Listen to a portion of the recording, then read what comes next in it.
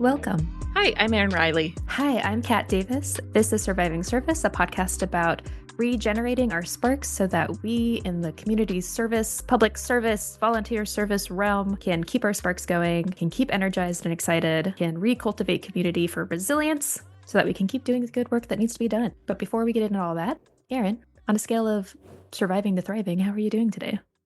Is this a numerical? I would say I'm in the mids. Are you a solid 7? Yeah, I mean, like probably more 6. A 6. If we're on a scale of 1 to 10. Or 1 to 100. Yeah.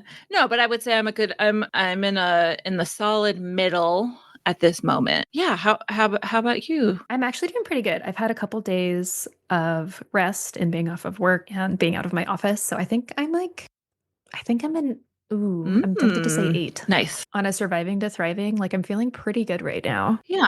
Which we'd like to keep that energy up. Yes. It definitely helps when I get to like have full days of pajamas for the holidays. And then also I did the like Russian roulette yesterday where I took melatonin, which could either mean I'm very rested or I have night terrors. And I had a little bit of both. So like I would actually call that a net positive because I do feel rested, even though I'm like slightly haunted by my dreams. Great.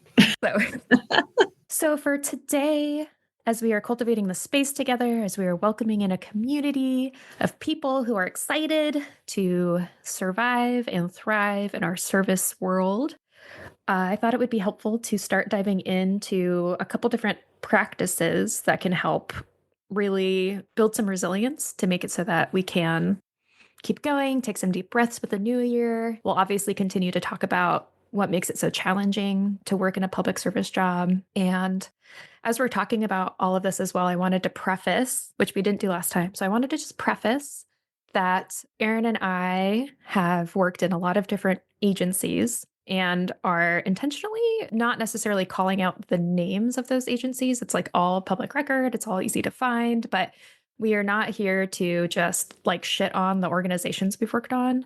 And we are not here trying to talk negatively about the organizations themselves. It's really talking about the work culture of a public service space and the aspects about that work culture that can make it kind of toxic or challenging to keep your spark going. Right. I would say we're talking about the system and how people fit in the system. And for the most part, I think everybody has a good intention, but there's also things that are inherently wrong with that system. And it's really hard to identify sometimes, or we don't like change, or we have benefited from that system and it's unconscious how we may be, how others or maybe even ourselves fit in. That's how I view it too. So, right. It's Absolutely. It's not, there certainly is a relief and even helping with a spark when you can sit and you can talk right through. We're not trying to be toxic positive here and say everything's going to be chipper if you just, we're never going to talk negatively, but that's not true. That's not where I'm at. Anyway, we can also talk about at a later date, we can talk about how toxic positivity fits into that system and how draining it can be. But it's the systems overall, how they fit together, where we're at, what fills our bucket outside to keep our spark going, hopefully. And also, I think you and I are just passionate. I don't know what else I'd be doing, right? If I wasn't doing service in service of any type, I suppose. And I think we went over this last time. There's a lot of different things, but in the space of you and I, myself, I'm going back into a nonprofit again and doing the same thing I was before. And we'll just see if it's a little different in the system. I'm really excited for you. So our first episode, Erin announced it was the day that Erin quit her job, which is kind of an amazing way to start this particular podcast. Exciting news is that Erin's now going to start a new job, and we're excited to hear about all of the amazing tools and practices that you learn along the way, being in an organization that appears to be really cultivating a space of trying to care for their people. Supporting our system, maybe. I don't know. That maybe I'm getting a little too into the weeds of trying to make an analogy, but No, I love it. I love a metaphor. I love an analogy. I do think that that's really important, though. And that's something that I'm hoping we can get to do more of in this space is get to even bring in people who are in spaces that show what it can look like to create a really positive and compassionate and fulfilling work environment filled with abundance that has a sense of like healing to it that gets you excited to show up in the morning. We talked a little bit about Tree for It last time, which is the space that we both feel really adds those buckets for us. And if you out there, listener, know of school spaces doing it right or doing it well, and nobody's perfect, but doing it in a way that we can share the tools and tips and tricks, then we would love to bring them on here too and really talk with them about their spaces of solutions. Yeah. Yeah, to your point though, it is the system, and these organizations are built within a system that is built on, all the things. You can call it capitalism, you can call it white supremacy, you can call it extractionism, but all of these things that are built to take. And so when you're operating in a capitalist world and your organization is literally designed not to make a profit, it just doesn't really make sense in the way that you treat each other and the way you work with each other and the goals that you have. And so it can be really, really hard and like generate a lot of cognitive dissonance when you're scrambling and rushing to do all of these things to continue to produce more and more and more and more and raise more and more and more money. That's just inherently somewhat counterintuitive to the mission. So, Which, I can talk about what led me to this, which, yeah, yeah. Oh, yeah. So, like, what led you to right. choosing to go back into a similar role Yeah. that you just Yeah. left? Yeah. So because I'll say that it was back and forth quite a bit, and as maybe it seemed on the first episode when I had just quit, I was pretty certain that I was not going to go back into the nonprofit, and especially not into a role that I had just resigned from. But I did get the offer an hour after I had resigned. I took some time and then I declined that offer. And then a person that I know who works there sent me a text. It was like, would you reconsider if X, Y, and Z happened? And I did text back and said, if you made me answer that right now, no. If maybe you waited a little bit, I could consider. The next day, I got a very beautiful email letting me know how good it was that I was taking care of myself. Oh, I love that. And then it started on another note. Hey, this, and this could happen. Would you consider it? We're not going to look for somebody during the holiday. So, just think about it, take some time, rest, and let me know by the 30th. Said, okay. And just the way that it was written, it was interesting because it felt very supportive. Yes. And very recognized about what I needed to do for myself, but then also the fact that the work that we do is so important and so needed right now that they can see that, which felt really nice. Part of me was like, oh no, again, these are all the things that I want to hear. Am I like, oh, am I just so starved? But no, I really took some time and thought about it. But here's another thing, which is kind of sad, is something that we talked about last night, which is that I still have student loans. And a lot. I Mm-hmm. mean, like I have high student loans. I am so close to them being forgiven, but the issue with a lot of people not getting their student loans forgiven in the program, in that public service program, is that they aren't at the nonprofit anymore. Honestly, I've made quite a few job choices around that too, where not only am I drawn to a public service like world and realm, but also I also have student loans and I'm so close to the 120 payments for mine too, and have definitely considered like, well, how much would I need to make somewhere to be able to just pay them off in the private sector. And yeah, so we're still in public service until that's done with. And, maybe beyond that, it'll feel less dire, but it does kind of hold. I mean, it's wonderful that the public service loan forgiveness program exists. Yeah, after seeing that, it's that I want to do the work as the subject matter expert in the position that I'm going to, and feel that my team is very supportive, and just seeing how that goes. But also, two things can be true at the same time, right? Yeah, exactly. So I'm excited for you, and it'll be interesting to hear about what it's like to be working with a new organization and also having to coordinate volunteers to rally at the legislature during a new Yeah. administration. Yeah. So we're here for you. Yeah, We're here so for you this for is, breathing. this is a good chance. I mean, I hate to say it, but it's like, let's do it over again. It's not a do-over. It's just like, how does this feel?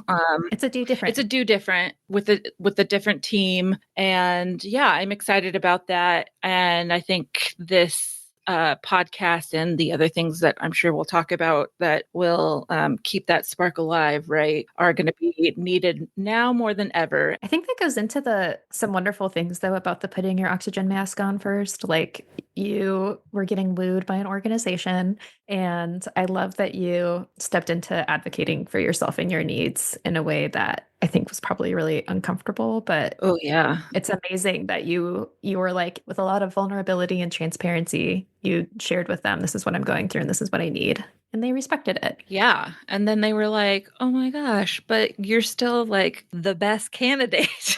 And But we you're still still, the yes. actual And we best. think you're going to fit in with the team amazingly and you're going to be able to do the work really well. And so can we make a deal? Can we work this out together? And I think, yeah, absolutely. That is absolutely a possibility. So I was going to wait and be like, can I give you the terms after I meet with my therapist? And I think that would be relying too much on Jen the therapist, but in the sense of like I need to trust myself and knowing what the right answer is. I quite often say, I don't know what to do. And she's like, that's not true. You do. You just are just not in a space or not trusting myself. Like I do know what to do. I also need to trust myself in understanding what I need, even if it's uncomfortable and hard. So at this point, then it's just kind of like, yes, and can I start later? Which they are totally fine with, right? I love that. Give them the opportunity to say yes. Right. I mean, Jen and I would go over the same thing. I think I already have the answer. I bet she would be so proud to hear Right. that it has like resonated with Yeah. you. Right. And so I can go in and be like, yeah, be proud of me, Jen. Okay, my therapist told me he was proud of me the other day because I know winning at therapy, um, because I was a squeaky wheel and advocated for the resources that I needed relentlessly, even though I started to feel really kind of embarrassed and shameful about how much I was, how much I was just like really vulnerably pushing for what I knew was needed. And then right before we left for break, I was informed that they were like, okay, we figured out a way to make this work. Go ahead. Well, we're going to get you those resources. And I was like, I'm so excited. Also, feeling the way you do, it's like the feeling of like throwing a tantrum and then getting what you asked for. And so I'm kind of working through that feeling, but in a professional space, you really do need to advocate for what you need and be a squeaky wheel, just like you do in a healthcare space. So I'm trying to just sit with like, okay, I did what I needed to do. I did my job. Right. Oh my gosh, I'm proud of us. I'm proud that we advocated for ourselves and our needs. Yes. And I think that's something that I've learned really intensely this year. In particular, we're closing out the year. So this is like kind of an interesting reflection of where we've chosen to put our own oxygen masks on first. But this was the year that I got diagnosed with a chronic illness. And during that process, especially in the spring, having to really come to terms with sitting with where I was at mentally and physically, really having to just be vulnerable and tell my team, you know what, I can't show up today. I can't do it. I need you all to step in for me. I need to like pass the baton to somebody else right now. And because I had cultivated a really vulnerable and trusting and caring space with my team, they just reciprocated in a wealth of compassion and really showed up for me in a way that was just so moving, even though it was the busiest time of year for us. And so just like for anyone out there who doesn't really know how to do that or how to advocate for yourself, I think being able to really take the time to just take a deep breath, check in with your body, and your gut is telling you you need to rest, you need to take some time off, you need to advocate for some space, you need to advocate for that deadline extension. Just trying to be as transparent as you can with the people that you've built trust with. And obviously, that requires some trust with your Yeah. team, though. So, yeah. One, trust with your team, and two, I would also say it's gonna be messy and you're gonna have if this is the first time, it's gonna be awkward and messy. It's gonna be just like, I guess the analogy that my PT my physical therapist said to me the other day, which I was like, "This exercise hurts." And he's like, "So, when we're, like, first trying to ride a Oh bike gosh. and, like, how shaky we are, and then, like, you get used to it, and then there are people who are riding around with their pockets, or their hands in their pockets, and it's all smooth, right? But that didn't just you didn't just hop on a bike and you were able to do that. I guess that's the analogy that I I love that yeah, analogy. I'm like, "Oh, yeah, because I can totally see that, and I will use it in this case." You are if you are, kudos. And that's probably because you have a lot of trust in your team and you can be very vulnerable, but if you're trying to gauge that and you're basically saying, "Hey, I'm not perfect and I'm really struggling," that's a really hard thing to do. Ugh, that's so hard. That's like instant tears Yeah, exactly. for me, at least, to admit Right. that like I need help. That's really, really hard Yeah, to do. and then you're at work and you're crying and you're like, "Oh my god, I'm not professional." And Mm. it's like, Or you're panic texting, right. like, "I didn't I think this is what I mean, but actually, like, if you need me to Yeah, do this, then, like, actually, I can right, make it work. Like, it's fine. I'm right. sorry." And yeah, being able to just stop at "I need help" Yeah, is really hard. yeah.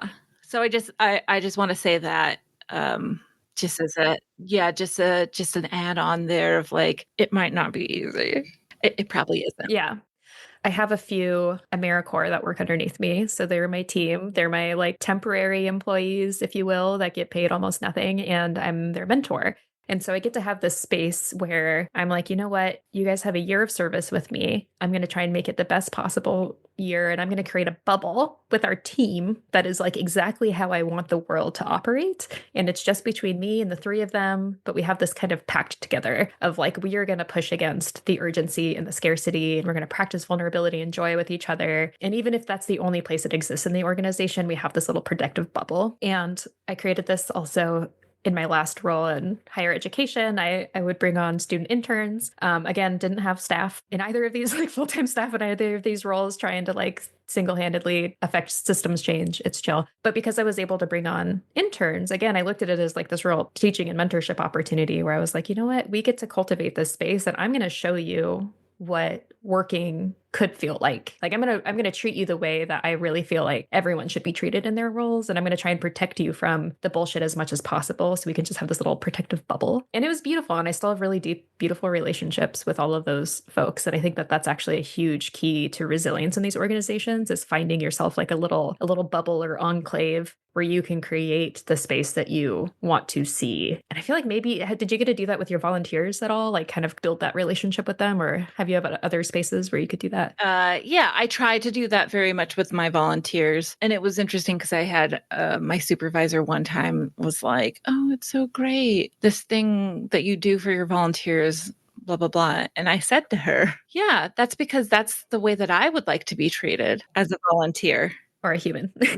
Which also was a very non-subtle hint of being like, "Hey, this is what I need," which, went right over her head. So, if this does not sound like your work environment, might be time to assess and know that we know it's hard out there, especially when you're in the thick of it. If you are in a organization that does not sound like this and not cultivate this, know that, there are people out here cheering for you. You also don't have to take down the system by yourself. That is one thing that I have learned.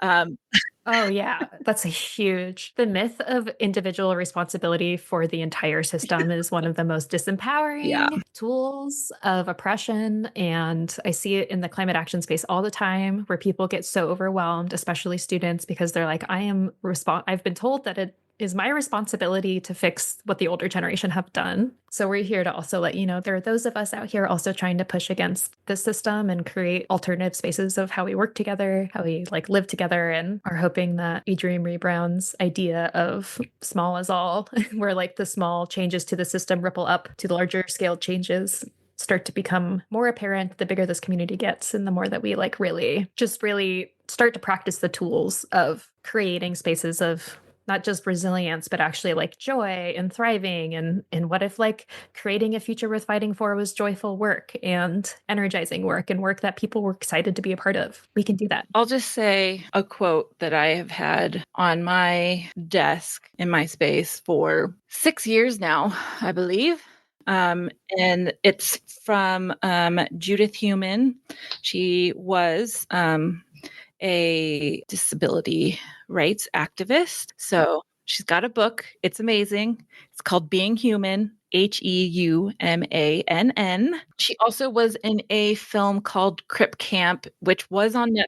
Oh, yeah. I've So seen that. yeah, so the quote is change never happens at the pace we think it should. It happens over years of people joining together, strategizing, sharing, and pulling all the levers they possibly can. Gradually, excruciatingly, slowly, things start to happen, and then suddenly, seemingly out of the blue, something will tip. Oh, that's beautiful. Yeah. The quote that I have that actually mirrors that really beautifully, and I'm excited that we both have quotes on our desks around change and how it works, is Adrienne Brown says that change moves at the speed of trust. And I think that that's really what that gets at too, is it takes time to build trust in relationships. And the more you build, the more is possible, but it takes time. And the system does not want you. Build that trust and come together And take the time it needs. Yeah. as if it's a being, but it is. It's also multiple people. If we think about it, it is a group of people together who constructed the system. They did it gradually over time, did they not? Yes. And now um, they have designed it so that they want to keep you individualized and they want to keep you tired as hell. Okay, that's what this space is all about. There's so much turnover in the public service space. So, anytime a community organization wants to make meaningful change for a community, to do it in a justice centered way, you have to do it with the community. But you can't just go into a community that is in need or underserved or marginalized, especially as a white woman. Just throwing it out there as a white woman myself, working for a huge organization. You can't just go into a space and say, "Hi, I'm here to help you. This is how I will help you." Like, that's not how this works. You have to be able to take the time to build relationships, to build trust, to listen to what the real lived experiences are of different people, to sit with their pain, to sit with their tears, and to like honor their stories as you continue to move throughout the system and advocate for change. But it doesn't happen overnight. And if you get burned out and have to leave after spending 2 years doing that work, that community has to start all over with whoever the next, let's say, white woman who goes into your role and is like, "Hi, I'm here to help." And it's just exhausting. If we're talking about why we want to do this space and why we think the space is important, again, who does it serve in a public service world, in a world that's supposed to serve the community? Who does it actually serve if all of us public servants or nonprofit workers or what have you are so burned out that we cannot hold on to relationships long enough to actually make the change that's needed? I mean, I can't tell you how many people in the healthcare setting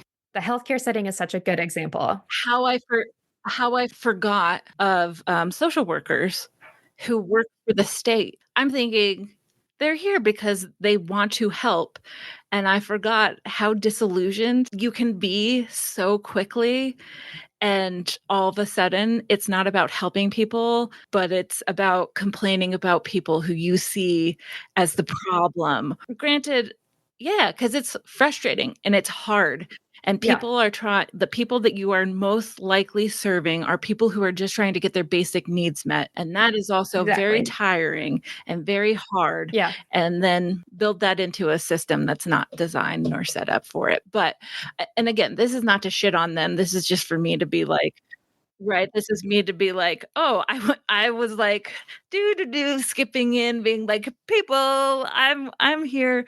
Hey, white woman to white woman, like, we're here to help." And then it was like, "Oh my god, I forgot." Like, I forgot that sometimes, people can be the thieves of your spark because they are also equally tired. Because they're jaded and cynical. Right. Yeah. Which it's not hard to be. It's kind of funny. It's funny, haha, to like see how long people last before they become like jaded or cynical about your space. Like for me, when I started my organization, I came in all bright-eyed and bushy-tailed. And then within about a month and a half, I encountered a public experience that was really, really challenging and really spark snuffing and overwhelming. And I took it personally because I hadn't grown the thick skin yet of, exposure therapy to people pleasing like I have now. And when I told people about that experience at my organization, they're like, oh, yeah, welcome. That's just what it is to work here. And I was so devastated. I was like, that's just what it is. Like, that's just like the frustrating, like, we're just going to accept that. This is just a frustrating, like, spark snuffing world. And in my previous role, I was actually really impressed. I survived like 9 months of adorable optimism before I finally gave in. And I was like, I am cranky and frustrated. And then, But I think this is exactly where we're at, right? This is, again, why this space is the way it is, because I don't want to lose that optimism. yeah, I don't want to I become don't want to cynical. become cynical and jaded. That's not part of my value system. That's not to put shame on. Of course, you're going to have tough days. And of course, you're going to be like, that fucking sucked. And I can't believe that person or this thing, or it didn't go the way that we all wanted it to, right? Or whatnot. But I think that's where I also, to just take it back to me and take it back to this new position, at this new organization, I have ADHD, which makes new things really, really sparkly, really shiny. And it makes it so that you put 110% until you burn out. And so this way, I already know what I'm stepping into. I already know again, I'm the subject matter expert. So I think this is a really great opportunity for me to come in and slow down a bit, right? To pace myself. And it might not, there's also an urgency. Right. There's also going to be a lot of urgency, especially after January 20th, to this work. I already know. But I think that's why going into 2025, one, I did not like how I was showing up to work or not wanting to show up to work. I didn't like I didn't like the person who I was. It became unmanageable. And that was unfortunate. That is unfortunate because there was a lot of work that I did and there were communities that I went into and I took pride, but I was also showing up to those community events and being like, I feel like I'm in a fog and I don't want to be here and I don't even know how to talk about this right now. And I just want to cry all the time and I am overwhelmed all the time. I now have the luxury of hopefully being in a space where I can pace myself. Oh, it's 111 as I say this. Being in a space that we're all there to support each other. That's what it sounds like. We're all there looking out for each other. The organization does actually take the employee, the staff members' health into consideration because the work is so hard. So that's to say, like, I already know what I'm going into and I already know it's going to be hard, but maybe, as you said, I will have a team that we will have built trust enough to be like, oh my gosh. I mean, because I watched it. We were partners before. I worked with them before in my other role, in the role that I just resigned from. But I still remember we went into a meeting and it's like, oh, this other person's not going to be in this meeting because they really needed to have a day off there. And I was like, oh my gosh, what? You said to the other person they should just take the day off because they were struggling? And that's where it's like having that team that can be that little supportive bubble, that Mhm. little pearl to keep you safe and protect you around, protect each Yeah, other when everything else is hitting the fan and the dumpster's on right. fire. You can have like a little fireproof cove to go into. And if there's so much work to be done, there will always be more work to be done, but it's the way we work with each other that makes a huge Plus, difference. we're all And from the same that's, state, which will be nice. oh, yeah, there you go. So you understand intimately. We all already know. We're all from the same state. There's not someone coming in being like, "I don't understand why you can't do this thing here." But they're also not here, nor have ever visited here. The why can't you just question is where progress goes to die, in my opinion. In working in a bureaucracy as I do, I find that, jaded employees is definitely where the lazy public servant get their stereotypes is because they're just so burned out and they stop progress. But the other thing is when the folks come in, whether it's the community or new employees or whatever come in and they just say, why can't we just do this program? Why can't we just, and it's like Well, if you ask me why can't we just, I can give you a lot of reasons why it won't work. But if you ask me how might we, that's a totally different question. It's a little semantic pet peeve, but it actually makes a huge difference in the way people respond to things. The why can't we assumes that you know more than the people that you're talking to.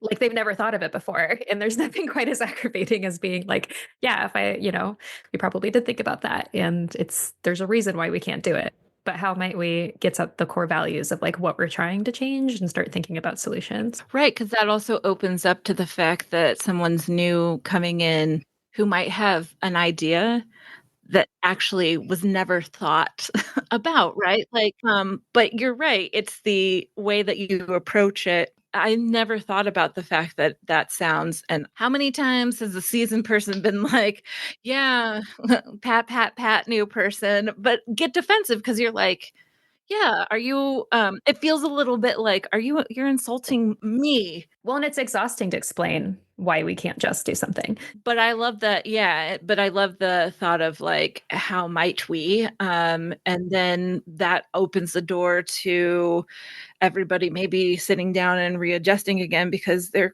and creativity, and innovativeness, I don't know, that opens that opens the door to new ideas because although things have never everything has always been done, Mm, that's not necessarily true mm, either, yeah. right? There's so Like many examples I have working in a school system, but one of them that's most popular is why can't we just plant a tree?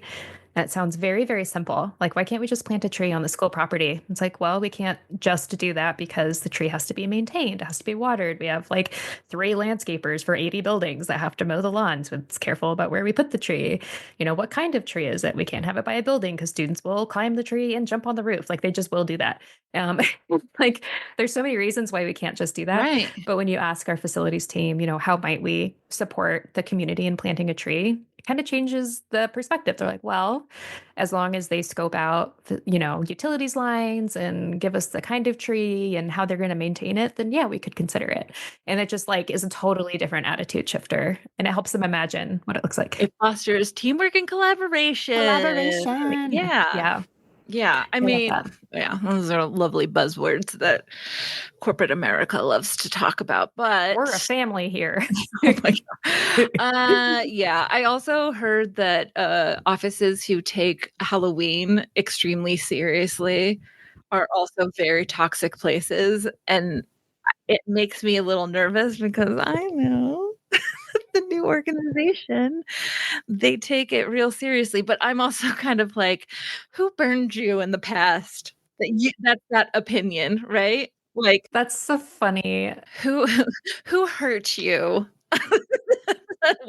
What organization hurt you? 'Cause I could say a million different things that are not I mean, like, are true to my experience, but are not necessarily, like, the truth, period. Everything can be toxic, as we have also talked about. If you look deep enough into anything, you will always find the negative.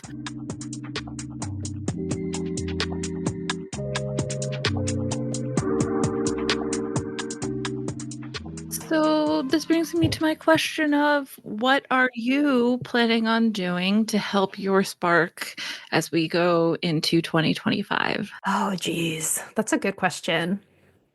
My biggest concern for my spark is actually really similar to what you talked about with starting your new role is I know it's going to be so busy and I'm really nervous about getting swept up into the current of all the busyness. The last couple months for me have been a sprintathon where every single week was a sprint week.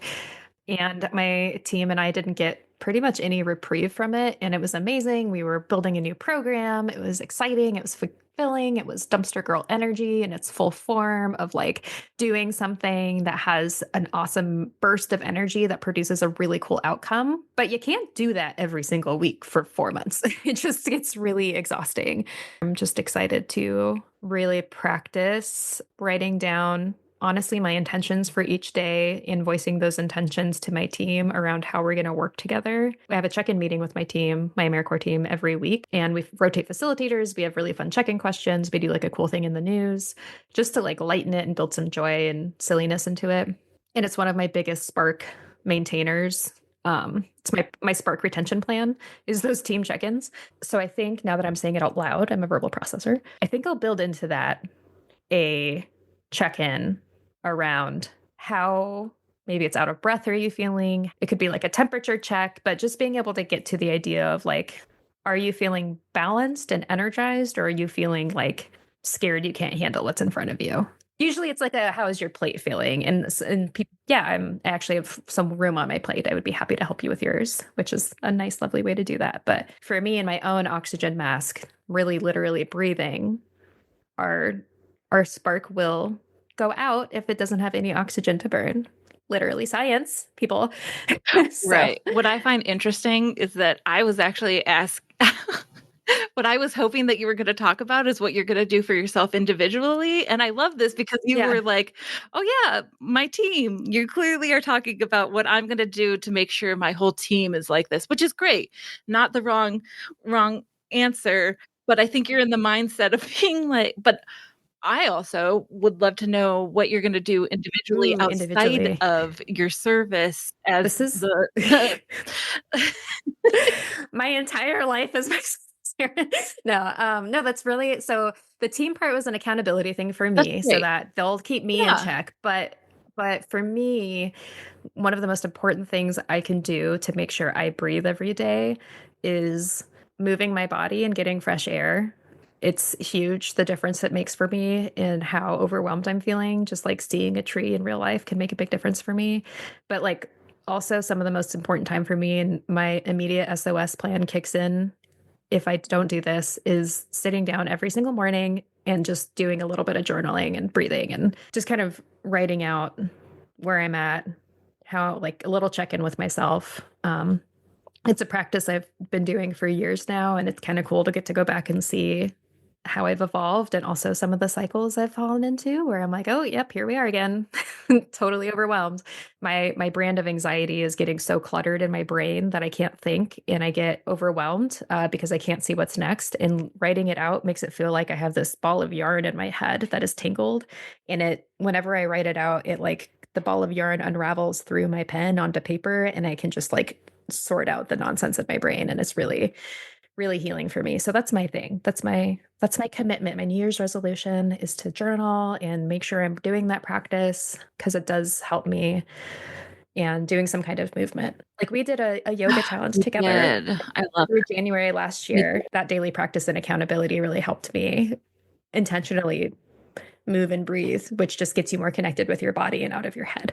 Thanks for bringing it back to me though, because I literally, it's, this is what I mean by like, I get caught up in the current is that for the last 4 months, 90% of my world was my work. And then the rest of it was like brain rot. I went through, I think what, like all the seasons of Below Deck, and in the last couple months and got really into some online phone games and stuff like that, which is great. But if that's the only thing I have energy to do outside of work, then like That's all I we're, did. Yeah. yeah. And it's just, you feel like during these moments of rest, I feel like I kind of peek up from the current and like look around at like the world again. I'm like, oh, hey, what up? Long time no see. So I'd like to reconnect with that actual world a little bit more Yeah. than once every 6 months. Yeah. How about you? Um, just to go off that, I think that is kind of where I saw a need in my life is that I do want to have community, and I think I started that in a sense. I think I've always had some sort of community, but I think I've really started looking intentionally, and I'm talking community outside of work because yes, 90% of my life is like community building and relationship building, and that's great. But it can't be my whole life, and I have been saying that for quite a while. And for me, my job and my purpose was my identity, which said that was tied up with my worthiness and Calling me out. yeah, right, where I'm like, oh, this isn't sustainable, and I want to do things differently. I'd and in fact I was talking about this earlier in an appointment, which is I don't want my whole existence to be I have enough energy to go to work and I can't do anything else. I want to be able to get motivation to start things that I know I can do. I was able Yes. to, keep up on that January yoga, but then things got in the Mhm. way and or, these are the these are the excuses. This happened and things got in the way. And now some of this might be a chemical imbalance we're trying to we're trying to I see. was gonna say when we're dealing with actual chronic illness and imbalances, like, it's so real. There's a behind the scenes, like, we're trying to adjust that, but then there's some part of me that's understanding that I need accountability, and, that also comes with trying to find a community, and I would say I don't usually like to do resolutions or goals, and what I loved, what I love is to think of it like, during the seasons, right? I am planting the seed right now. Mm. I'm planting the seed right now and understand it's going to take time. And usually those resolutions or things like that actually won't happen if we're looking at it like planting a seed for a little while. It's going to take time. It's going to fully maybe bloom and start really in the spring. When I think about it that way, it gives me it doesn't feel so urgent, which is always a theme in my life. Everything's always on fire and everything is like what I'm hoping to is to make some conscious efforts to have routine in my life, which means moving my body a little bit more. I mean, I have 12 wishes, or 13 wishes that I would like to do. I'm not going to name them all here, obviously, but some things are also to find community and do projects, be more creative. That was one of my be more creative in different facets, right? Like I do cross stitch and I just signed up for a whole year long writer's workshop. I'm still looking at all into it, but it's kind of a cool way of also meeting new people. And I think that's part of that creativeness too. So it's cultivating a community around creativity where the creative community that I was in here was a little bit toxic. Surprise, surprise. Yeah, so we'll see what comes out of that, but that is what I'm trying to do to maintain myself and be able to keep moving forward um, in the chosen path that I have made my career. I I'm really loving that you're talking about putting some energy aside intentionally to foster those spaces and those connections, because a lot of what we were talking about as being so frustrating and overwhelming is when 110% of our life is our work and we put everything we have into it. We lose the agency to actually do anything except for that. And what you're talking about sounds really empowering. Like, yeah, I'm going to make sure I reserve enough in my energy bucket, my gas tank, my spark level to be able to do honestly literally anything outside of work, but actually have the agency to choose what I do at that time. Which, when your energy has been stolen from you because you have a chronic illness or a chemical imbalance, or you're just freaking overwhelmed, or you've got kids, or you've got other stuff going on, like it can just feel like you're trapped and you don't have any. And then it's all you do is talk about work and how frustrated you are with work outside of work. It's like you're at work, you're frustrated there, you're probably talking about how frustrated you are while you're at work, and then you're not at work. And then I just felt like I was a broken, like I felt like, how can I be around anybody who is not at work? Because all I'm talking about is how frustrating and draining work is. And I'm like, I really am a person.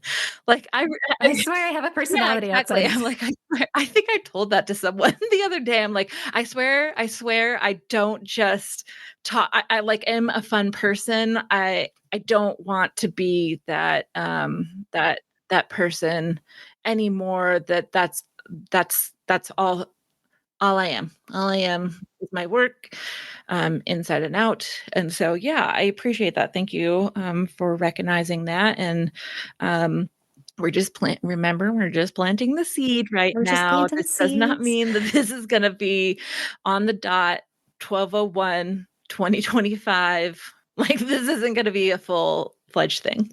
Yeah.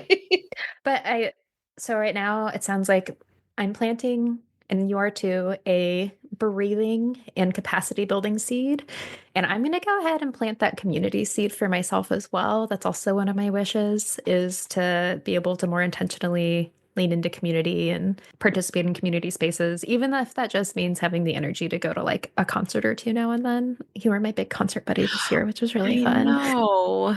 I know. You are my concert buddy too, which is fun because I can travel, but I also feel like I'm neglecting my community. Yeah. Um, Yeah, that's what I mean is like we get, I think we should have some special Erin and Kat concert time for sure. And then I need to just like put on my concert pants and go out there and like be in community sometimes because it's one of those things that historically has been my biggest. I mean, I love live music. We've talked about it so much. I've put myself in spaces forever to experience it. In the last couple years, especially since COVID, I just have totally not. you you bring up a good point is that I think it's like I have lost myself to my job, and I have lost the little things that used to bring me joy, just the even smallest things that bring me joy, where it felt like it was a little bit snuffed out in the recent years. And part of that is COVID. Part of that had, and I think we're all, I would say the majority of the world is all in the same boat of being like, this is different. This is not the same. Who am I in this world?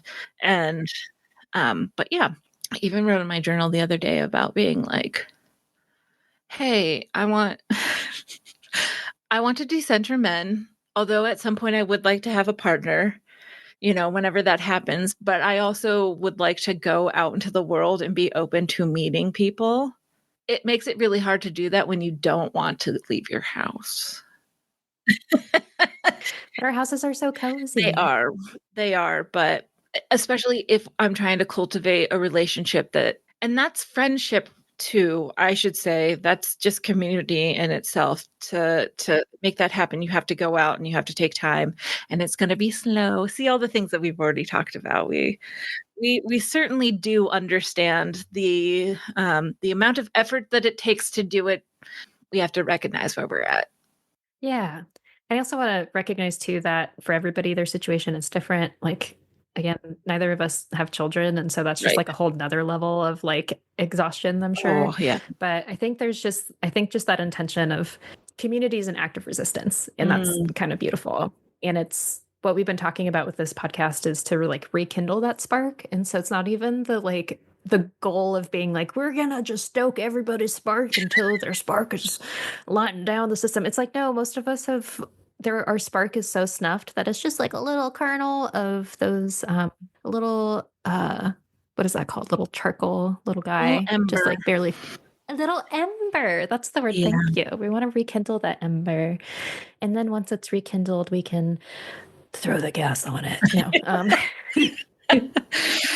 Burn it down. No. Burn it down. Yeah. Do know that a good crash out is always optimal too. Yeah. Just light it all on fire. Yeah.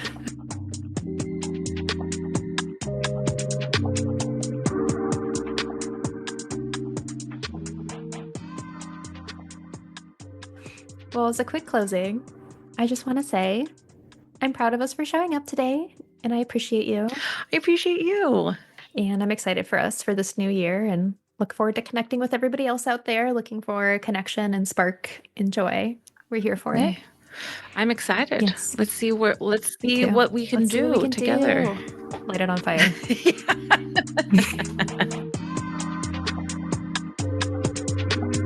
Surviving Surface is independently created and produced by Kat Davis and Erin Riley. Join the community and spark new connections by following us on Instagram, Threads, and Blue Sky at surviving_service, and reach out to share your own stories of service-driven work, all the things that make us laugh and cry, all the tips, tools, and tricks to get through by sending them to survivingservicepod@gmail.com. Together, we will go from surviving to thriving. Hang in there. We got this.